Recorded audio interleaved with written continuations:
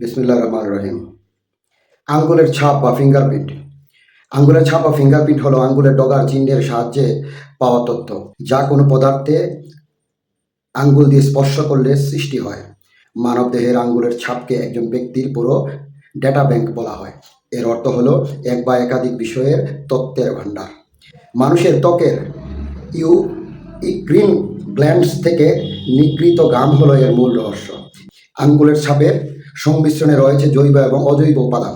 জৈব উপাদানে রয়েছে amino acid, protein, glucose, lactase, urea, pyruvate, fatty acid এবং স্টেরল। অন্যদিকে অজৈব উপাদানে রয়েছে ক্লোরাইড, সোডিয়াম, পটাশিয়াম এবং আয়রন। সাধারণত ওষুধে পাওয়া তেল, প্রসাধনী, এমনকি খাদ্যের অবশিষ্টাংশ আঙ্গুলের ছাপ বা ফিঙ্গারপ্রিন্টের মাধ্যমে পাওয়া যেতে পারে। বর্তমান আধুনিক প্রযুক্তির যুগে এই আঙ্গুলের ছাপ বিভিন্ন ক্ষেত্রে ব্যবহার করা হয়। ব্যক্তির স্বাক্ষর, ফরেনসিক উপস্থিতি নিশ্চিতকরণের এর মধ্যে অন্যতম। 16 শতকে শেষ দিকে ইউরোপীয় শিক্ষাবিদরা বৈজ্ঞানিক গবেষণায় আঙ্গুলের ছাপ অন্তর্ভুক্ত করার চেষ্টা করেন। এরপর 1686 সালে বিজ্ঞানী মার্সেলো মালপিগি পৃষ্ঠের উপর রেখে যাওয়া আঙ্গুলের ছাপগুলোতে শিলা, সর্পিল এবং লুপ শনাক্ত করেছিলেন। পরে 1788 সালে জার্মান অ্যানাটমিস্ট জোহান ক্রিস্টোফ আন্দ্রেয়াস মায়ার, যিনি প্রথম ইউরোপীয় হিসেবে আবিষ্কার করেন যে আঙ্গুলের ছাপ প্রতিটি ব্যক্তির জন্য অনন্য।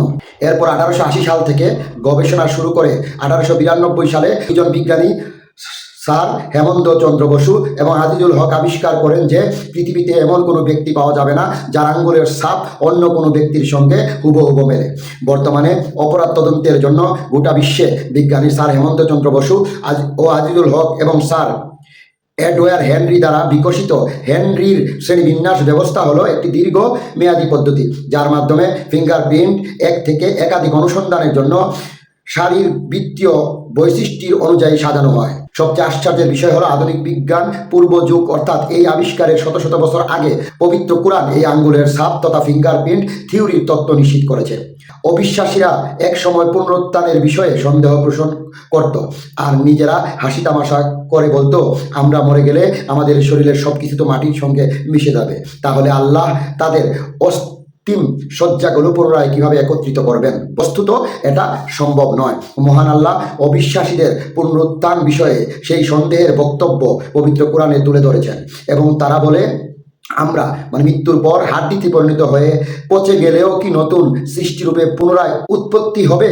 সূরা বনী ইসরাঈল আয়াত নম্বর 49। পবিত্র কোরআনে ইরশাদ করেছেন, এ হচ্ছে তাদের যথার্থ শাস্তি, কেননা তারা আমার আয়াতসমূহ অস্বীকার করত।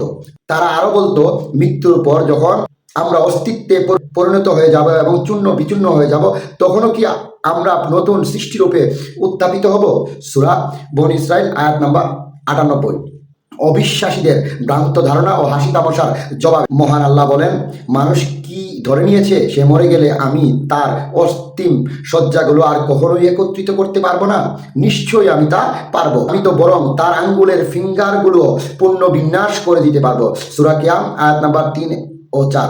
পবিত্র কুরআন জ্ঞানীদের জন্য এক মহাবিস্ময়, যার অন্যতম প্রমাণ আঙ্গুলের ছাপ বা ফিঙ্গারপ্রিন্ট।